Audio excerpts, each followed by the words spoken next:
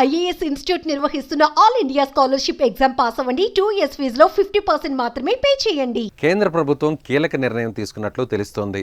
పేదవారికి పంపిణీ చేస్తున్న రేషన్ సరుకుల్లో బియ్యానికి బదులుగా నగదు ఇచ్చేందుకు సిద్ధమైంది. రేషన్ బియ్యం పక్కదారి పడుతుండడంతో నగదును పంపిణీ చేయాలని కేంద్ర ప్రభుత్వం నిర్ణయానికి వచ్చినట్లు తెలుస్తోంది. రేషన్ బియ్యం ఎక్కువ శాతం ఇతర దేశాలకు ఎగుమతులు అవుతుండడం వల్ల ఈ నిర్ణయం తీసుకునే అవకాశాలు కనిపిస్తున్నాయి. అయితే సబ్సిడీతో ఇచ్చే రేషన్ బియ్యానికి విలువ కట్టి అందుకు సమానమైన నగదును చెల్లించాలని కేంద్ర ప్రభుత్వం భావిస్తోంది. తాము భరిస్తున్న సబ్సిడీ ఆర్థిక భారాన్ని నేరుగా లబ్ధిదారుల ఖాతాల్లోకే జమ చేయాలని భావిస్తున్నట్లు తెలుస్తోంది. దీనికి సంబంధించిన నిర్ణయం త్వరలో వెలువడే అవకాశాలున్నాయని ఢిల్లీ వర్గాలు చెబుతున్నారు. నేరుగా లబ్ధిదారుల ఖాతాలో జమ చేస్తే రేషన్ బియ్యం అక్రమ రవాణాకు చెక్ పెట్టవచ్చని భావిస్తున్నారు. దీనిపై అధ్యయనం చేసిన తర్వాత తుది నిర్ణయం వెలువడే అవకాశం ఉంది. ఇటీవల ఏపీలోని కాకినాడలో 500 టన్నులకు పైగా రేషన్ బియ్యాన్ని అక్రమంగా తరలిస్తున్న విషయం ప్రభుత్వం గుర్తించింది. సముద్ర మార్గం గుండా ఇతర దేశాలకు తరలించనున్నట్లు తెలుస్తోంది.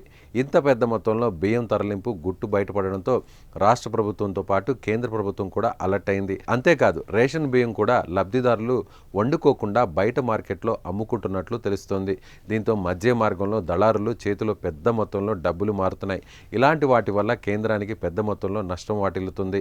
పేదల కోసం పంపిణీ చేసే రేషన్లో దళారులు కొల్లగొట్టేస్తున్నారు. దీంతో కేంద్రం నేరుగా లబ్ధిదారులకే నగదును చెల్లించేందుకు నిర్ణయం తీసుకోబోతోంది.